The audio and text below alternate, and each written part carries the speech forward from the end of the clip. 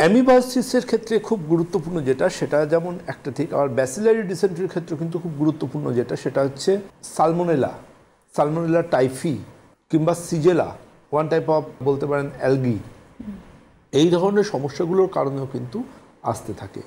বারবার করে বলবো যে ডিসেন্ট্রি এমন একটা অসুখ, এই অসুখে পেশেন্ট ক্রমে একটা মেন্টাল পেশেন্ট হয়ে যান। কন্টিনিউ একটা ইরিটেশন পেটের মধ্যে, একটা নাভির কাছে একটা স্প্যাজমোটিক পেন, এটা যদি ক্রনিক হতে থাকে আস্তে আস্তে ফুল অ্যাবডোমেনে একটা টেন্ডারনেস, কিছু ক্ষেত্রে তিনি ভয় পান। এবং এই অসুখগুলো দেখবেন যার ক্ষেত্রে একবার ধরে নেয়, ওষুধ খেলে কয়েকদিনের জন্য ভালো, আবার একটু অনিয়ম হলে কিন্তু আবার ফিরে আসে। এই অনিয়মের খুব গুরুত্বপূর্ণ একটা কারণ লক্ষ্য করে দেখবেন, যারা সকাল থেকে রাত্রি ধরুন লং ট্রাভেল করলেন, গাড়ি করে লম্বা রাস্তায় যাচ্ছেন, ধরুন শিলিগুড়ি থেকে কলকাতা আসছেন বাই বাস বা বাই কার, অথবা তিনি এমন কোনো জায়গায় ট্রাভেল করছেন যেটা লম্বা দীর্ঘমেয়াদী, তারা বাড়ি ফেরার পর কিন্তু এই সমস্যাটা দেখা যাবে। রাত্রেও হতে পারে, পরের দিনও হতে পারে, একটা ইরেগুলারিটি, একটা সমস্যা পেটের মধ্যে এবং মিউকাস আসা।